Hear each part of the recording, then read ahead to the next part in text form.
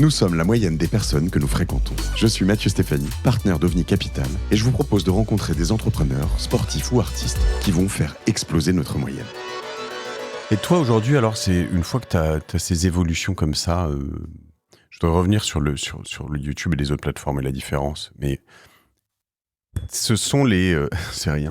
Ce sont les plateformes qui viennent te voir ou c'est toi qui vas les voir? Ça dépend, c'est un peu les deux. Mais c'est vrai que le rapport de force, il change. Et c'est ça la diff par rapport à, on va dire, au... Netflix. je crois que j'ai vu votre... ouais. Quand même pas. C'est un peu comme YouTube. Ça fonctionne comment? Non, mais en fait, c'est ouf, c'est que le YouTube, maintenant, te donne une porte d'entrée auprès de ces acteurs-là. C'est-à-dire que maintenant, si tu es un producteur traditionnel et que tu n'es pas sur YouTube, tu es un nobody. Et c'était d'ailleurs la logique de tous les producteurs traditionnels. Ils allaient voir Netflix, ils leur disaient « Ouais, j'ai une super idée. » Ils disaient « Ok, c'est quoi ton idée? Est-ce que tu peux la financer ?» Bah non, alors j'ai le CNC qui peut me financer 20% de mon film, donc j'ai besoin de 80% du restant. Et Netflix te disait « Ok, je te finance les 80% restants. En revanche, ça va être un flat fee, donc si c'est un succès, tu n'auras rien de plus.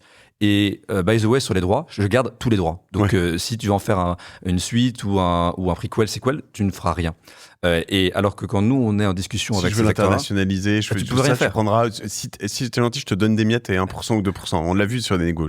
Et ça, tu l'avais avec les plateformes, avec les chaînes de télé, c'est juste un rapport de force où eux avaient l'argent, ils avaient les audiences. Donc toi, en tant que producteur, tu n'avais pas d'autre choix que de passer par eux. À partir du moment où maintenant, les audiences, elles sont massivement sur YouTube et que tu as une capacité de te rémunérer sur YouTube et de faire exister ta marque sur YouTube, quand tu vas retrouver ces mêmes plateformes, la discussion elle est différente parce que tu n'as plus besoin d'eux pour faire exister la marque. On fait 1 milliard de vues par mois sur Pocoyo. On est rentable sur Pocoyo et on n'a même plus besoin d'eux pour pouvoir financer le show puisque la rentabilité qu'on génère sur Pocoyo nous permet de pouvoir financer la série qu'on va leur vendre après. Et donc du coup, c'est un autre type de discussion où on est d'égal à égal. On a des audiences, ils ont des audiences et on fait un partenariat avec eux pour que le contenu qu'on puisse leur proposer autour de Pocoyo soit un contenu qui soit différenciant de ce qui existe sur Pocoyo, sur YouTube, pour que on puisse rediriger une partie des audiences ou qu'une partie des audiences qui regardent Pocoyo sur YouTube ait envie d'aller voir la suite ou telle série sur Netflix en payant l'abonnement. C'est incroyable.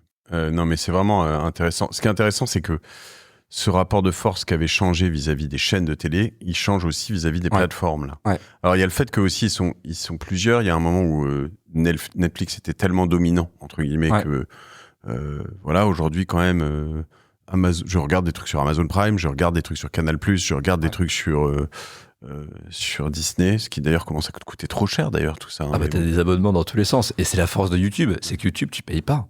Et c'est ce qui fait que YouTube, en termes de revenus, ça génère plus de revenus que Disney, sur la branche entertainment de Disney. Donc en comprenant les films, Disney+, etc. C'est énorme YouTube. Et c'est ouvert à n'importe qui, t'as pas besoin d'être un CSP+, pour pouvoir regarder du contenu sur YouTube. Si tu payes sur YouTube, t'as pas de pub, hein? Ouais. Ok. Et toi, tu prends des petits bouts. Nous, à ce moment-là, en fait, sur les vues qui viennent des YouTube Premium, nous on récupère un pourcentage de leur temps de visionnage total. Ça peut valoir le coup de payer finalement YouTube pour que tes enfants soient pas exposés non plus. À la pub. Ouais. Ok. Là-dessus, si justement je reprends un peu cette bataille de plateforme, donc toi, tu es un peu au milieu. Ouais. Quand tu as un vrai succès, tu vas te donner une exclue, forcément? Non, ça dépend des discussions. En fait, tout dépend des échanges que tu peux avoir avec les plateformes. Les plateformes, elles ont envie à un moment d'avoir une exclusivité et tu peux les donner régionalement, tu peux les donner sur une période donnée. Si je prends l'exemple de Pocoyo aujourd'hui, la dernière saison, on a donné une exclusivité à HBO Max en Amérique latine, alors qui est extrêmement fort en Amérique latine, qui l'est beaucoup moins sur le reste des territoires. Donc pour nous, ça avait du sens de leur donner cette exclusivité-là sur une période qui était donnée. Et après, il y a la deuxième fenêtre et la troisième. Donc on retrouve la chronologie des médias, mais en tant que producteur de contenu, on subit pas en fait cette chronologie-là. On est capable de pouvoir vraiment la construire dans l'intérêt de la marque. Et une exclusivité, une fenêtre, ça dure combien de temps? Enfin, c'est variable. Mais ça dépend. Ça peut durer entre 1 et 3 ans. Ok. C'est jamais plus de 3 ans. Et c'est sur un type de contenu donné, donc tu peux donner une exclusivité justement sur ce contenu entre guillemets premium qu'on leur vend pour une saison, mais la librairie et le reste du catalogue est en non exclusif. Et alors, quand tu es en non exclusif, par exemple, est-ce qu'ils te payent, là sur une exclusivité, ils te payent un flat fee, ce qu'on appelle un flat fee. Dans tous les cas, ils payent des flat fees. Donc c'est un minimum garanti. Tu vas dire, moi je te mets Pocoyo chez toi pendant 3 ans. Par an, c'est, je sais pas, au total, c'est combien Pocoyo, un revenu de plateforme? Ça dépend. En fait, il y a pas, pour le coup, il y a pas de chiffre clé. C'est-à-dire que tu peux aller sur du genre quelques dizaines de milliers à quelques millions d'euros en fonction de la force de ta marque, en fonction de ce que tu vas leur donner. À quelques dizaines de millions. Pocoyo non, mais t'as des marques qui aujourd'hui se licencient à plusieurs dizaines de millions par an. Ok.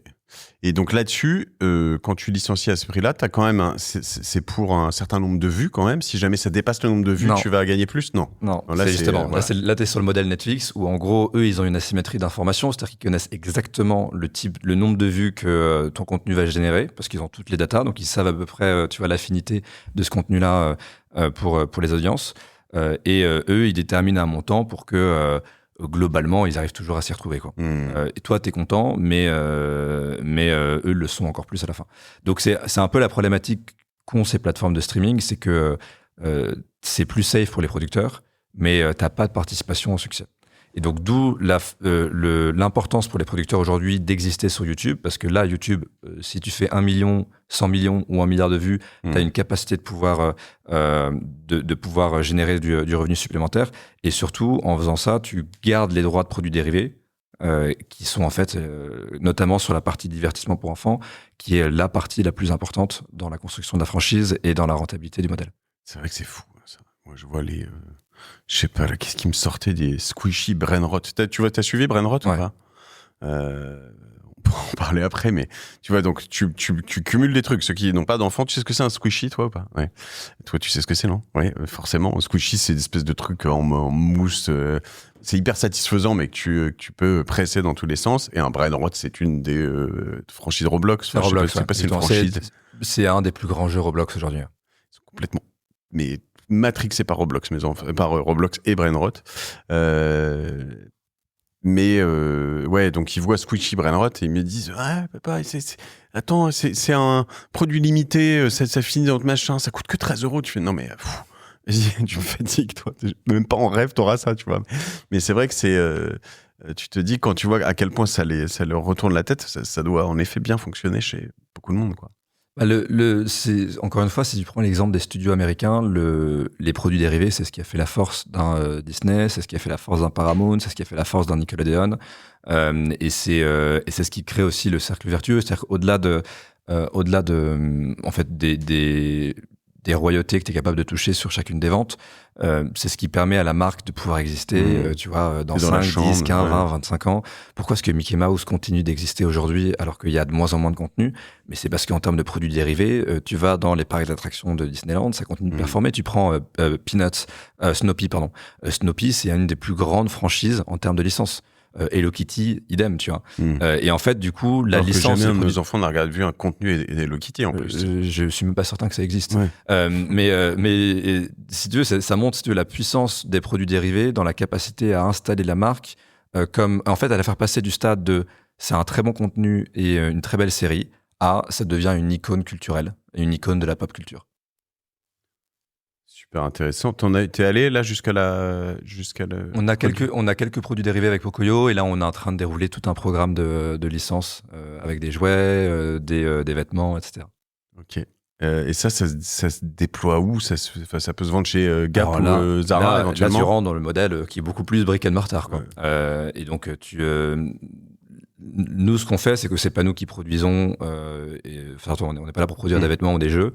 Et donc, on signe des contrats avec des licenciés qui, eux, vont avoir le droit d'utiliser la marque pour pouvoir produire un jeu ou pour pouvoir utiliser le logo de Pocoyo sur tel vêtement. Et toi, tu touches un pourcentage des ventes qu'ils font. D'accord. Et ça peut, si ça cartonne ou si selon les deals, ça peut faire comme Netflix. En fait, ils te disent pas exactement et tu touches pas le pourcentage. Là pour le coup, c'est ultra transparent. Okay. Et t'as des minimums garantis. Et après, dès que le minimum garanti est recoupé, tu touches à chacune des ventes. Et pareil, après, tu as le gaming aussi, potentiellement. Il y a le gaming qui est énorme. Alors, le gaming, tu vas le faire toi-même ou tu... Non, on travaille avec des studios. On a notamment Pocoyo, il y a eu des jeux sur Switch qui ont été faits. Donc, on travaille avec des développeurs de jeux. C'est vrai que les marques qu'on a, elles sont assez jeunes. C'est plutôt pour des enfants de 3 à 5, 3 à 6. Donc le gaming est un peu moins évident. En revanche, dès que tu es sur des franchises de 6 à 8, typiquement tu prenais l'exemple de Roblox, leur cœur de cible c'est du 8-12, 8-13. Tu vois. Et là, tu es clairement... Roblox, c'est le YouTube pour les préados.